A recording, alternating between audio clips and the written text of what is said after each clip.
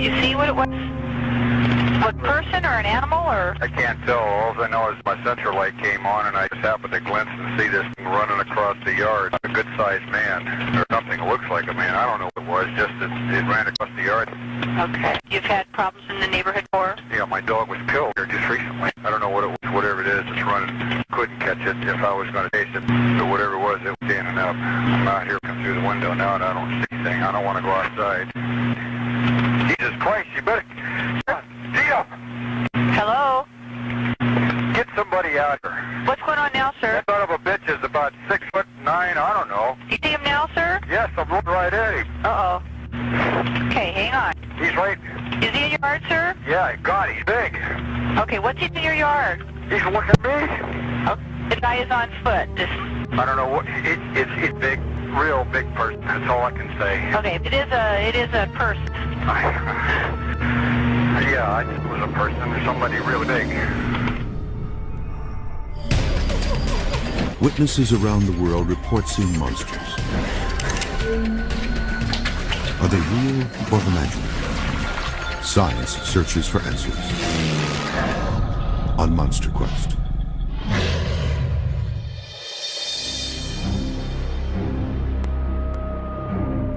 Bigfoot is one of the most widely recognized creatures in the world, yet the scientific community says it does not exist. There are reports all over North America, but the epicenter seems to be Washington State, with over 800 documented sightings.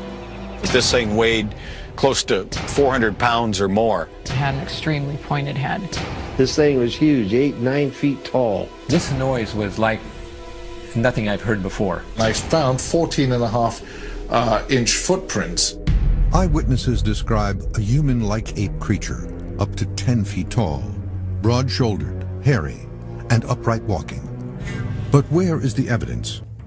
This Monster Quest search will field 2 different expeditions into the Cascade Mountains of Washington State. One led by wildlife biologist Dr. Briggs Hall, using proven scientific research methods. Well, we thought of several ways that we might draw this animal in front of the camera. The second expedition is made up of all women. They have a more unorthodox plan to bring Bigfoot close enough for a photograph. I think that they respond to women differently than they respond to men. Monster Quest will also examine existing evidence and what may be the strangest Bigfoot print of all. The heel is much larger. And in addition, 2 analyses will look at the most controversial piece of Bigfoot evidence. Critics say the Patterson footage shot in 1967 is fake. First, experts analyzed the footage to see if a man in a suit could possibly reproduce the creature's walk. Yeah, so if it's real, then it's a funny gait. Then a first.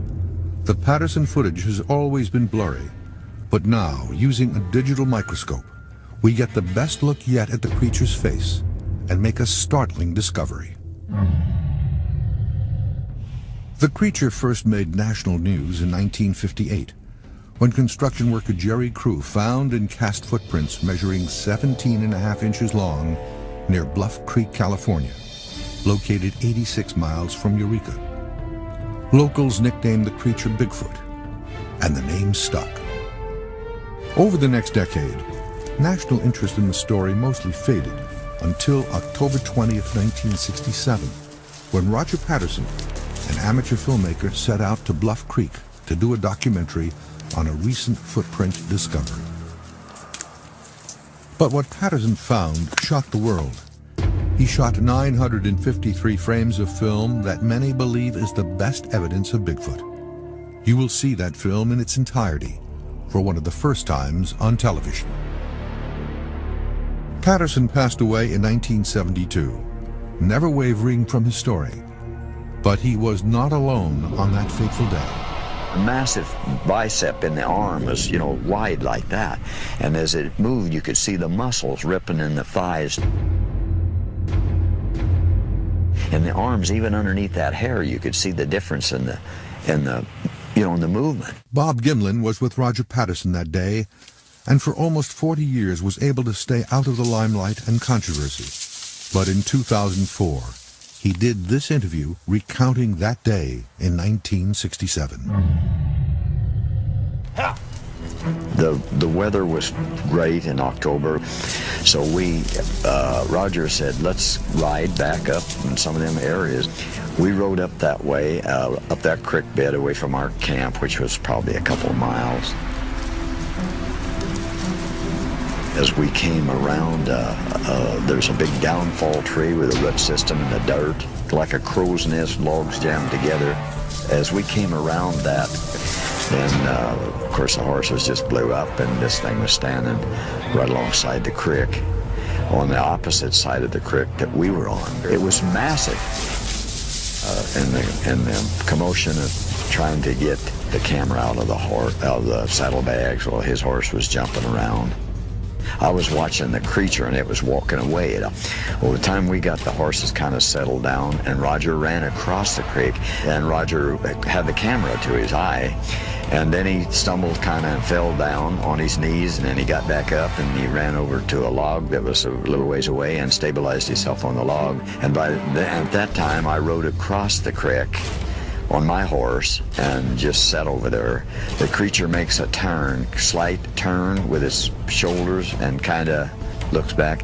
That's when I rode across the creek on the horse. That's when it made that gesture. So I was looking at it from the back. There were some trees or vegetation that was getting between Roger and the creature, and he wanted to get a better and closer, so he relocated, and when he did, he asked me if I would cover him, which meant get the rifle and see, you know. There was no intent to shoot this thing at all. Then the creature just kept right on walking. At the time, it was hard for Gimlin to determine just how large the creature was. But he did find footprints.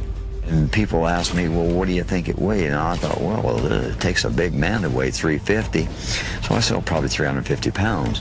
We weren't here when they got an impression gauge, and of course they estimate after that it was 700 or so pounds, or, you know, it was tremendously heavier than I'd thought. Patterson and Gimlin tracked the creature for miles, but never saw it again. And that's where the trail ended and the controversy began. So much research has been done on the film by both myself and by scientists and by many other people, and everybody who really gets into that film says there's no way that whatever that is a man in the suit. Over the years, numerous people have come forward claiming they were the man in the monkey suit. However, no one has ever been able to produce proof. I'm not impressed by the stories of people who've come forward and said that they're the man in the suit. One particular gentleman doesn't even know how to get to the film site. The controversy continues, and this episode of Monster Quest adds fuel to the fire by analyzing the footage like never before. The film is just that. The film subject is an image on celluloid. Owen Caddy is an expert in digital photography and has acquired the actual 16mm film shot by Roger Patterson. To my great surprise, there was additional detail that apparently had never been seen before. Caddy and fellow researcher Richard Knoll will use a high-resolution digital microscope to take a digital photo of each frame from the Patterson footage. If this image is really a man in a monkey suit, seams or fabric could become visible under microscopic examination. If it is a real animal, muscles or other biological identifiers may also appear. Another group of scientists is also looking at the Patterson footage. Is this gait a human gait? Is it a non-human gait? Is it similar to something that we know or not? Dr. Jürgen Konczak was an associate director of the Human Sensory Model Lab at the University of Minnesota, when in 2004 he conducted an experiment as simple as taking a walk. So what you do is, if you're down, you walk like this, and this is exactly what he's doing. This lab is devoted to motor control, to how people, humans, not only walk, but actually are able to move. One hot topic of internet conversation is the wobbly gait or walk of the Patterson subject. Skeptics say it is a man having difficulty walking in a heavy, bulky monkey suit. But proponents say a human is not physically able to walk like this. The results of this experiment have never been revealed until now. It seems to be, despite the size, a relatively smooth walk, and it doesn't seem to be like a lot of oscillations in terms of, you know, the center of gravity moving up or down. Using an optic-electronic camera system, Dr. Konzak plans to compare the gait of the figure in the film with that So of a swing your human. whole arm. Good. Now swing your whole leg. All right, there we go. Paleoanthropologist Esteban Sarmiento from the American Museum of Natural History in New York is joining Dr. Konzak in the experiment. Sarmiento has studied large wild apes in Africa. I am totally open-minded as to the question of Bigfoot existing in the Northwest. There has to be something to these reports. For the test, an athlete with good range and muscle control has been chosen. He will try to match the gait of the creature, while his every movement is recorded frame by frame. So what we have is these light bulbs that we've attached to some anatomical landmarks. They basically reflect infrared light that is sent out from LEDs next to the cameras. It's been reflected, and then the camera actually picks it up. The computer then reconstructs the points of light as a three-dimensional figure. Yeah, we see them all in all cameras, so that's good. His elbow, so this is fine, he has to... Just bring his Kinesiology is the study of human movement and is fundamental in developing treatments for problems in the musculoskeletal system. The question before Dr. Jürgen Konzak and Dr. Esteban Sarmiento is, can a human replicate the gait of the thing in the Patterson film? Is that okay now? Just let's check his legs and then I'll go up and bend his arms. Tiny bit? Yeah, try to straighten up your back just a tiny bit. That's it. What we're going to do with this arm is we're going to just pick up your shoulder just a little bit. Okay? Yeah. Does that look a little bit better? Yeah. 3, 2, 1. Okay, lights off. Recording. Move. He's like a big plasticine. He's like a big plasticine doll. Right there, he's up. He's got his. See that? Yeah, he's up off the. Right there, he's totally up. That's, you see, like right there. Yeah, it's just like as high as he's ever going to come. Right. And now he's going to actually bring his leg through. The most telling problem is in the subject's knee movement. Yeah, that has to be back. There's one sequence of frames in there, I think we're pretty good, and where you clearly see that there is this lateral rotation at the knee, and where the foot is kind of like, you know, going outward, this, which is called inversion. And that is something that it seems rather strange.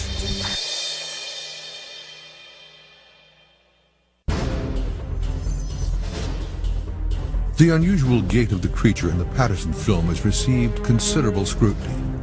Skeptics say it is a man struggling to walk in a heavy monkey suit. But proponents claim it is impossible for a human to replicate the wobbly walk.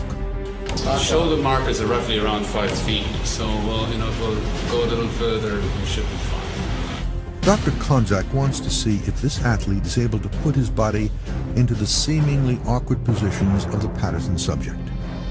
If he can, then it is reasonable to assume the walk could be replicated, and it could be a man in a monkey suit. However, you know, if you look at this gait, I think we can clearly say it is not the walk of a large ape that we know today. Said he doesn't walk like a human and he doesn't walk like an ape. The athlete couldn't do it. He could not walk like whatever or whoever was caught on film.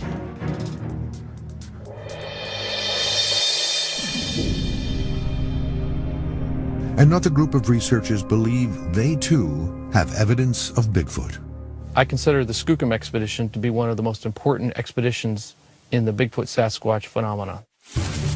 Alan Terry is a member of a group of Bigfoot researchers and wildlife biologists who in 2000 set out to a remote spot in the shadow of Mount St. Helens, Washington called Skookum Meadows to find evidence of the creature. What led us to the Skookum expedition site was a line of treetops that were snapped off as if in a trail. Apes are known to break branches to mark territory to ward off other males. Encouraged that they were on the right track, they baited a trap for the beast. They set out apples in a large mud wallow, hoping to lure the creature in and leave footprints as evidence of its visit. It worked. Some of the bait was taken, and a large impression was left behind in the soft mud.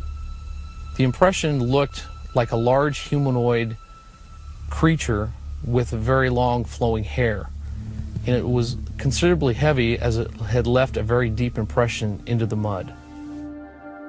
The imprint appears to be the lower half of the animal's body, painstakingly preserved with nearly 200 pounds of plaster. As the animal reached for the apples, the forearm, buttock, and lower legs sunk into the mud, and they found hair detail on all parts of the cast. But the most revealing detail was in a partial heel print. There were dermal ridges, the tiny lines that make unique fingerprints in all primates. In Bigfoot research, we consider the Skookum cast to be one of the most important finds, probably second only to the Patterson-Gimlin film. The Skookum cast was found in a valley called Skookum Meadows near Mount St. Helens, Washington, located 150 miles from Seattle in the Cascade Mountains, and 330 miles from where the Patterson footage was shot in Northern California. I've been Bigfooting for a couple years now. Christine Walls is a botanist who is planning a new and unique Bigfoot search here in Skookum Meadows. I have a theory about Bigfoot, and I think that they respond to women differently than they respond to men. A woman has a more, like a gentleness to her. Our voices are higher, more lyrical. Based on the success of primate researchers Jane Goodall and Diane Fossey, Wall's entire team will be female. In fact, a man in the forest just probably puts them on guard, makes them a little wary. And I think that a female in the forest piques their interest. Walls will be joined by Melissa Hovey, Tracy Herigstad, Monica Rawlings, and Kathy Strain. Women report having more close encounters with this animal. There seems to be the theory that this animal could be attracted to the female scent. Are those overly ripe? They smell great.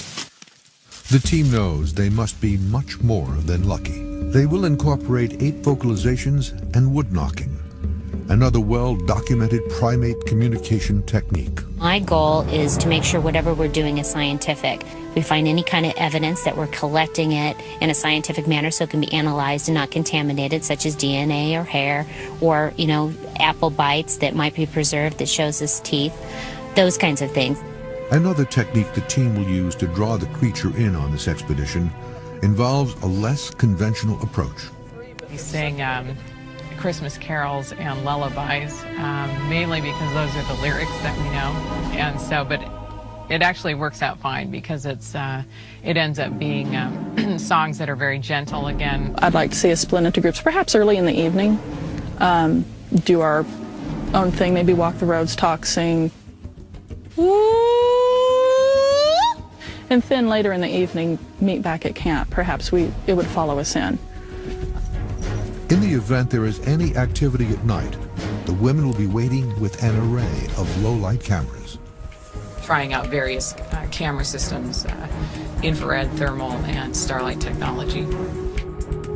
And Skookum Meadows is just right. The 2 hills that come together, I believe it's right at the bottom of the hill to the left. This spot has a long history with the beast.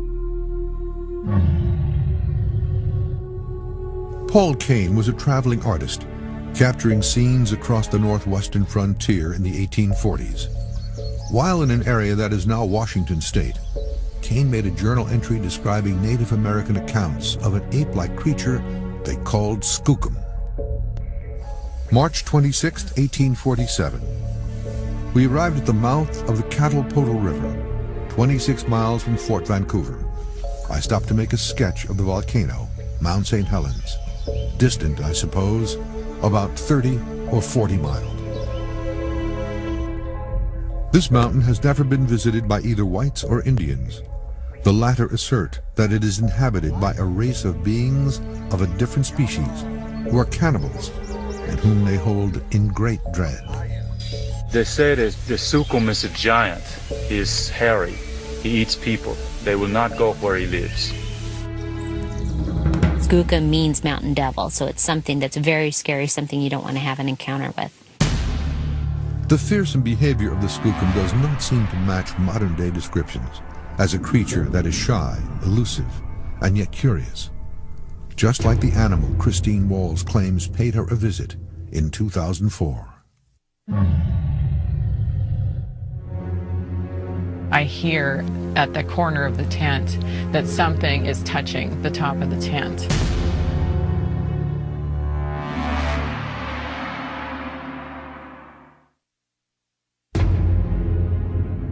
Christine Walls was camping in the Cascade Mountains when she had her first and only encounter with what she believes was a Bigfoot. It would like scrunch the tarps together, and I could hear it, and it was moving from side to side, and then it would step on it again, and then it would go away. It would go away for maybe several minutes, and then it would come back, and I'd hear the stepping on the tarp again. I'd hear it scrunching the tarp again. It was really having a great time. Walls never felt threatened. It was more like a curious encounter. She never got a look at the animal, and it left as suddenly as it had arrived. But this time, Christine will be prepared. I've got all of my tape recording equipment inside the tent, and so hopefully we'll have some activity tonight. We'll go ahead and set it up and see if we can't align it to make sure that it's pointing in the correct direction and it's at the right height off the ground. Motion-activated stealth camera traps will be positioned over bait throughout the area. So we need to make sure we're marking it on the topo where we're putting the cameras and what time we're putting the cameras on. So our data recorder, make sure you record all that information so that we know when we're putting it out. We also need to count the apples, how many apples that we put out. And whoever's handling the apples, we've got gloves so we're not contaminating, putting our own scent back on it.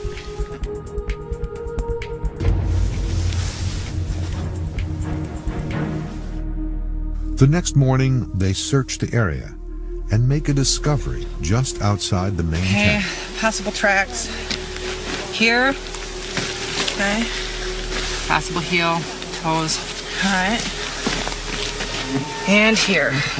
Let's measure them. Let's measure them out. Okay. I'm gonna do this. Length is approximately 15 and 3/4 inches. Length on this one, about 14. The prints appear old and weathered, but the outline is clearly visible. For you since I left my gloves on. Let's go, girl. Melissa and Monica cast the footprints for later analysis, hoping they may reveal derm ridges or other details that might reveal the animal that made them. Footprints, they appear to be large, bipedal, barefoot type prints. We haven't finished analyzing. I haven't seen the cast cleaned quite yet, so we'll have to judge from there what those will look like. At the very least, they believe they are in the right area. Properly cast impressions can leave revealing detail, but determining what left the hair and bony imprints is another story. Some experts believe the Skookum cast could have been made by a known animal. Yeah, I'd like to be particularly interested in seeing that of an elk. Dr. Darius Swindler is a primate anatomist. He wants to do a comparison between an impression he made of the lower leg of an elk and what is believed to be the same anatomy from the Skookum cast. Elk frequent mud wallows to cool off and deter insects, and when lying down, an elk might make an impression similar to that made by a large primate. But there is some similarity, I must confess. I'd like to be able to dissect this and just see how much of this is the muscle and how much is tendon. Owen Caddy is joining Swindler to see if there is anything in the cast that might cause the wobbly walk or slumped posture seen in the Patterson footage. They focus on the Skookum leg cast. Angle here is very different. Slope. Yeah, I mean, there's been some talk of maybe this is a feature from a slump, but Yeah, nevertheless, that's what I was wondering before. this is concave and this is convex on the elk. Yeah. And I don't know that a slump would totally change it from a concave to a convex surface. Yeah, that's a good point, really. Mm-hmm. The other section to show a substantial difference is the Achilles tendon. Again, the shapes are quite different. Mm-hmm. Well, this is much more vertical. Yeah, much more vertical, rounded. The differences between the two specimens would indicate that the Skookum impression was not made by an elk. But what about a primate? According to Swindler, the thick matted hair detail is not human, and the size and shape of the leg does not match any other known primate.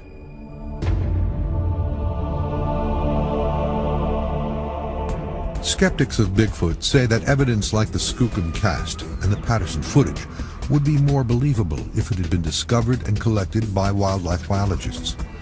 But many of these discoveries have been first reported by laymen. For 100 years, the natives reported big gorillas in the jungle in Rwanda, and yet it wasn't until 1950 that they were found. Certainly this area is as vast as that, and so who can rule out the possibility that something like that couldn't exist here? I think it's possible. Dr. Briggs Hall has spent decades in these forests and mountains as a veterinarian for the state of Washington. Dr. Hall has never seen a Bigfoot himself, but he believes any elusive animal can be found if proven methods are used. So we're going to go back into the most remote areas, the deepest canyons, the highest ridges. We're going to be at least a mile, set up our cameras at least a mile from any trail. The search for new evidence is underway. But what about the microscopic images of the Patterson footage? The enhancements are now done, and for the first time ever, new detail will be seen. This is the area where the horse becomes most lathered. We're hoping to get a lot of horse stink into this cloth, and then we're going to hang it in a tree in front of one of our camera traps. Dr. Briggs Hall has studied most of the large animal wildlife in Washington state, except Bigfoot. And I was a little frustrated that the scientific community and the government biologists had not made any attempt at all to follow up on any of these reports. Hall had heard about Christine Wall's all-female Monster Quest expedition, made up of researchers, not scientists, and decided to investigate on his own. So what I'd like to do is come across, and if we could get up here and look at the headwaters of this creek up here, looks like it's... And like Walls, he too had an encounter with something he has difficulty explaining. Last summer I was up in the Goat Rocks wilderness with a group of biologists, and we were capturing mountain goats. I don't sleep well in the sleeping bag, so I was tossing and turning, and about 1 o'clock in the evening, 1 o'clock at night, I heard what sounded like two sticks being knocked together. And in a rhythmic chunk, chunk, chunk, and I never heard that in the forest before, and I thought, what could that be? And I didn't have a flashlight. It was a very dark night, but it was coming from out behind the horses. I heard it 3 times between 1 o'clock and 3 o'clock in the morning. There was no question that I heard wood against wood. And there's elk up there, there's deer up there, there's bear up there, there's mountain goats, there's cougars, but it takes hands to knock sticks together. And so there's something else up there. At the time, Hall knew little of primate behavior and decided to do a little digging. When I started reading about mountain gorillas and orangutans, that I found out that that's normal primate behavior. Hall believes the accounts of wood knocking and loud vocalizations could be apes communicating with one another, possibly to warn of an intruder. If there really is such a thing as a great ape living in our mountains, he lives in the most remote areas. He's obviously very shy and goes to great difficulty to avoid people. Hall's strategy is simple. Set up camera traps for an extended period of time and leave the area, a technique used by other wildlife researchers in search of elusive animals like tigers and jaguars. We'll be setting up camera traps using a stealth cam, and this is a camera which uses both infrared technology as well as detects motion. Okay? Now the idea is when an animal walks in front of the beam, it's going to snap a photo. and the photo is going to be a high-resolution photo with in color. So there should be no problem distinguishing between a bear or an elk or a Bigfoot. If our bait is right here, I don't know, it looks pretty good, don't you think so? Yeah, I think it's right on. Okay. Briggs Hall has chosen a remote area called Goat Rock, bordering the Yakima Indian Reservation, 64 miles from Mount St. Helens. He believes this would be a good place to hide if Bigfoot wanted to avoid humans. So it's going to be bushwhacking, so watch your step, and I think we'll go, let's go 20 minutes, and then we'll try to find some identifiable, easily identifiable landmark, because I'm wondering if we can get a GPS location under the trees. This is the general area where I heard the wood knocking last year, and so it seems to me that this is a good spot to put a camera.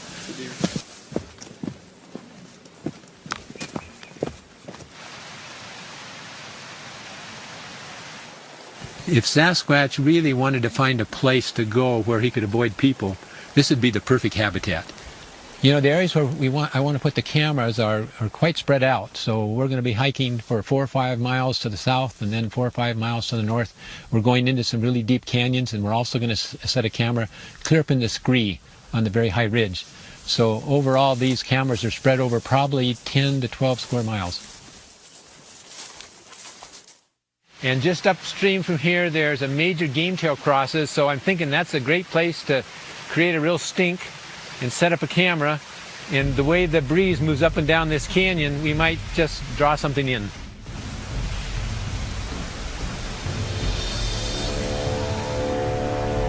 The batteries will allow the cameras to operate for approximately 30 days, at which time Dr. Hall will return to retrieve them before elk season begins. Look at the beam. Okay, I'm going to try to get the laser beam to hit right in those trees, okay? To help ensure chances of success, the team is using bait to help lure the great ape to the camera station. We're going to add some additional adornments this morning to our camera sets. We've got some CDs here which we're going to hang in a tree and let the wind move them around, and hopefully that reflection will catch some attention. We're also going to be hanging up some sliced up onions to create some smell. Hey guys, look at this game trail. Man, look at this. This is perfect. Got a perfect set of trees here. Look at that. There's a lot of wildlife gone through here. Well-used trail. Yeah. Okay, and it's high. The wind's going to blow the scent around. This is perfect, right in the middle of the swamps. Let's do it. Apes, like many animals, display curiosity, and foreign objects and scents can bring animals in for a closer look. There's a lot of indications that Bigfoot is very curious, and there have been several situations where he's been attracted to music, so we're going to create some music for him. We're going to hang up some wind chimes. Dr. Hall has used wind chimes before. The strange, non-threatening sounds bring many animals closer to investigate. He is hoping for the same results with Bigfoot. As Hall and his team reach 6,800 feet near the top of the tree line, they make a discovery. Here we have another one that's pretty distinct. Several human-like footprints pushed into the loose dirt. This would be a strange place for someone to come in their bare feet. It seems awfully wide for a human track, but it's not a huge track like you would expect with Bigfoot, but possibly it could be a young animal. Dr. Hall has brought along hunting guide Mark Alman, who has 32 years of local animal tracking experience. It's not a bear track, and it's not a cat track. Here's the print here. It stepped on this stick right here, so it comes out to here. And then we got another one here that's kind of a heel print, but there's no tin shoe marks or, I mean, nothing that a human would be leaving here. With measurements of 9 inches long and 4 inches wide, it is possible a human could have made them, but they have not seen another man now in 3 days riding. They will deploy cameras in this area as well. Okay, for our last camera set, we're spraying this tree with wintergreen pure essential oils. This is a very concentrated scent, which we're hoping will stay for a while. We set it up right along the game trail and right close to the creek. So, and we've also hung some CD discs up here to kind of spin around in the wind. So this is our last trap, and we'll see what happens. The cameras will have almost a month to do their work, at which time Hall will return to collect them and the photos they contain. Christine Wall's team has now been in the field for a total of 5 days. But we should, because that's definitely where the activity is coming from. And have found something interesting. When I saw that, I actually started exploring the area a little more, and this is when I saw this other branch. It's broken in a similar fashion. You can see that none of the other longer branches are disturbed. So that makes me think something purposefully grabbed it and snapped it. And these also have been grabbed, and instead of brushing to the side, they're actually pulled straight down. Oh, those are very, very fresh. Yeah. So this is a really interesting bedding site because you can actually see where this grass has been just pushed down and bedded, and there's obvious branches that have been laid down. There's no way that elk take branches off of trees and move them. I mean, if an elk breaks a tree limb, it's going to be right where the tree is. Or bear. There's not these did not come off of this tree. This came from a different location. Something carried it here. However, there is no hard evidence of what made the nest. But having collected their camera traps, the team finds something has triggered the motion-activated cameras. It's 4 pictures. If the stories of the legendary Bigfoot are to be believed, this primate is nearly 8 feet tall and walks upright. And most eyewitnesses say it looks like this creature captured on film in 1967. This man was there when the film was shot. This man believes he made a body cast of a Bigfoot. Whatever made the impression was indeed very, very heavy. And this experiment concluded the walk of the subject in the Patterson footage is outside the range of a human. Months to Quest followed 2 expeditions in Washington state as researchers and wildlife biologists made an effort to find evidence of Bigfoot. Dr. Briggs Hall put out baited camera traps in a remote area where humans do not venture. Time for the payoff. We're finally going to find out if we got pictures. Mark, it says we've got 48 photos on camera number 4. Well, you know, after a week of hard hiking and 30 days of the cameras being in place and a long, long day and part of a night on horseback, we're finally going to get a look at what's on these cameras. Dr. Hall's cameras collected over 90 images during the 30 days they were in commission. I would expect that we'll get some elk and we'll get some deer and maybe we'll get a bear or 2, maybe a coyote. And if we were incredibly lucky, possibly a Bigfoot.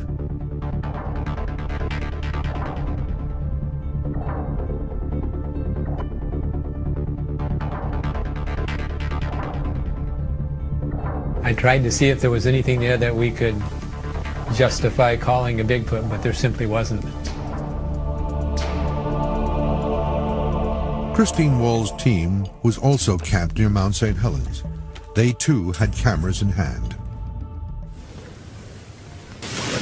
That's interesting. Okay, so it's number 113. Come here and look at this and you tell me what you think. In the far right corner of the screen, there is a dark object. Is this the appendage of an animal just out of frame? When they examine additional images, they find traffic. The image is likely just the tail end of a truck hauling dark cargo. After viewing all the images from the camera traps, it is clear elk are everywhere, but no sign of a Bigfoot. And what about the footprint they found on day 3? The cast provided no details. It is not known if there ever were dermal ridges, but if there, they have been washed away by the rain.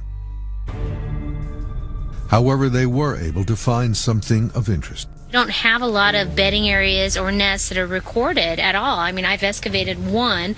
I know of a couple others, and that's it. So this is pretty exciting in the Skookum area to have something like this. It's clearly not elk-related. There's no reason for a human to be doing this. For the past 40 years, the best evidence for Bigfoot has been the footage shot by Roger Patterson and Bob Gimlin in California. When I got to see the film finally, yeah, I was really relieved to see that he got that much, because Roger said, I don't know, Bobby said, I'm not even sure that I got any film footage at all, because he said, I fell down, I got relocated, and then I got relocated again, and then I ran out of film. For the first time, the original 16mm film is being examined on a microscopic level.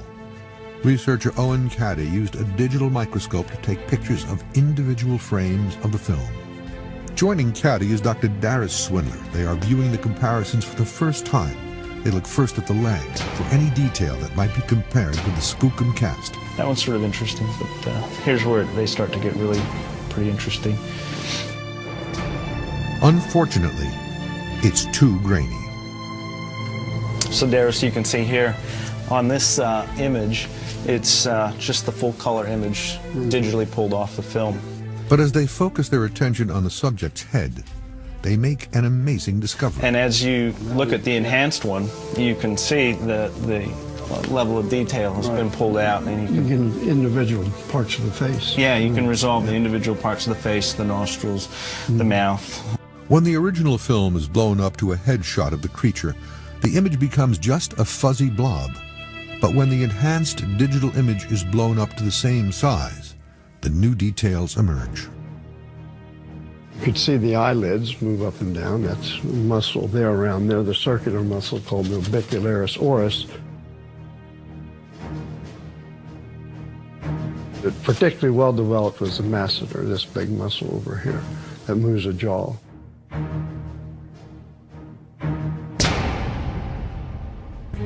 And this is the most interesting sequence of the mouth opening and closing. What's interesting in that it shows the movement of the mouth and the sides of the face and the lips. So there's quite a bit resolved, and there's actually a lot of detail that is consistent from frame to frame, and you get a consistent facial morphology looking at multiple frames. People have often thought of the film subject's mouth as being higher up than it actually is. And you see how that can happen too. Yeah, exactly. Yeah, here's a picture of Pan, a chimpanzee, and you think that the mouth is actually where this dark line is, but it's actually below that in the deep shadow. There's a similar analogy here. Yeah. That's a comparison. If it had been a mask on some animal, a human or something like that, it was a well-fabricated mask, I'll say that, which I sort of doubt now more than I would have back in those days. I don't see anything that stands out and glaringly says fake, you know. The way the mouth can move and even makes facial expressions that are similar to those of chimpanzees, like the compressed lip display. You know, I don't know who would think of that.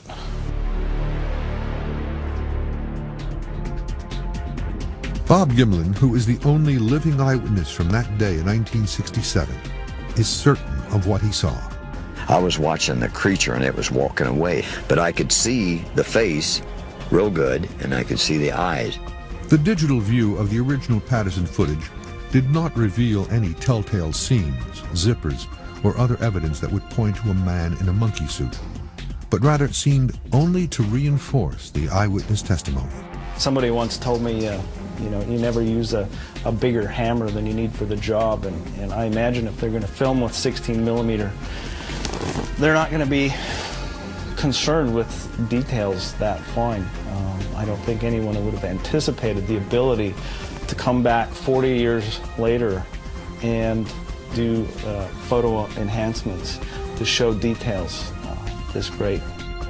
I really regretted that I was there and saw it because of the ridicule and because of my wife being upset at me and practically thinking about divorcing me because of the thing, you know, and the people saying they faked this and faked that, and you know, and it bothers a person. There's no way it can keep from bothering you if you've got a conscience.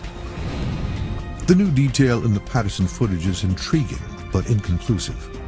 Until a body is found or creature captured, many in the scientific community will remain skeptical. But on this day, more than 40 years after this film